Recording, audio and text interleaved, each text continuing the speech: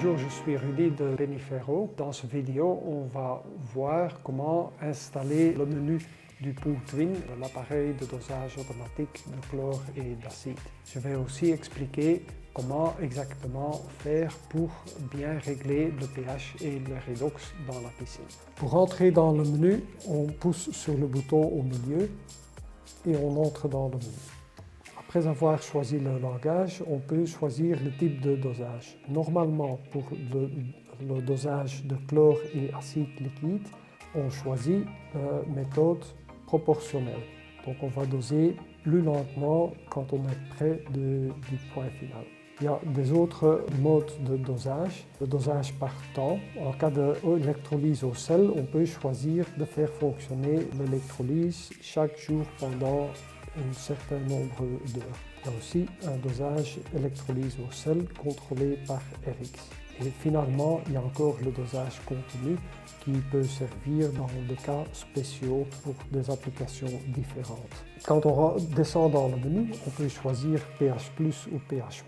Normalement, comme en cas du dosage de chlore liquide, le pH monte toujours, on choisit pH-.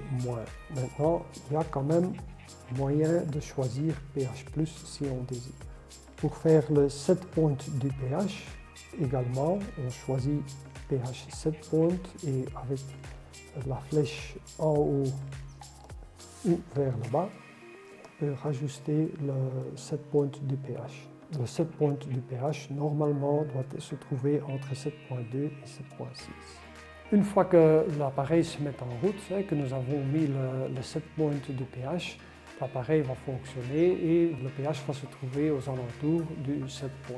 Il vaut mieux quand même, une fois par mois, vérifier le pH pour voir si tout va bien avec une méthode, par exemple, comme le pull-up, avec lequel on est relativement sûr que les mesures que le pull-up sont correctes. Quand on a vérifié avec le pull-up et on voit une différence, il y a deux options pour rectifier la situation. La première, c'est de calibrer avec un tampon pH 7, comme on a déjà vu dans la vidéo de la calibration, ou si la différence est petite, je dirais entre 0.1 et 0.2 de différence, on peut aussi par le menu de calibration aligner le pH sur le Pool Twin avec le pH mesuré avec le pull-up.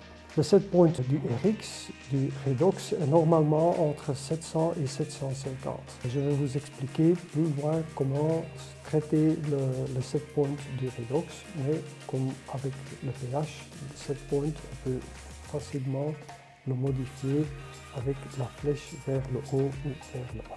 Quand nous avons choisi le set point du RX, du redox, et que l'appareil commence à fonctionner, évidemment, le redox il va s'ajuster, il va doser du chlore et le redox va, par exemple, si on a choisi 720 comme set point, le redox va se trouver et va osciller autour de 720 mV. Une fois qu'on est en équilibre, la meilleure chose à faire, c'est de vérifier le contenu de chlore avec, par exemple, un pull-up. Et on mesure 1 ppm. Maintenant, il se peut, dans une autre piscine, pour des motifs de variation de la qualité d'eau, par exemple l'ajout de flocculants, l'ajout d'autres produits de nettoyage, que la relation entre le redox et le contenu de chlore n'est pas tout à fait le même et que nous mesurons sur la piscine de notre voisin 0.5 ppm aussi avec un redox de 720. Que doit-on faire dans ce cas? On doit monter le redox set point. Par exemple, on monte vers 800. Après qu'on ait équilibré de nouveau, on remesure. On remesure par exemple 1.2 ppm, un peu trop haut. Puis on peut de nouveau baisser le set point jusqu'à 780 et pour arriver finalement à 1 ppm. Et comme ça, pour le redox, il faut vraiment chercher pour sa piscine le point idéal pour le contrôle de redox. Il y a moyen dans le Pool Twin de rajouter de l'acheter avec un dosage de flow. En cas de dosage du flow est actif, l'appareil s'arrêtera automatiquement quand il n'y a pas de flow qui passe dans la buse. Si on n'a pas de flow switch, On doit installer l'appareil d'une telle façon que l'électricité se coupe quand la pompe s'arrête. On peut utiliser le même circuit d'électricité et pour la pompe et pour le pool twin. Finalement, il y a une fonction d'alarme. Il y a deux alarmes sur le pool twin. Une alarme pour un pH très haut ou très bas. Dans ce cas-là, l'alarme se mettra en route et l'appareil va s'arrêter.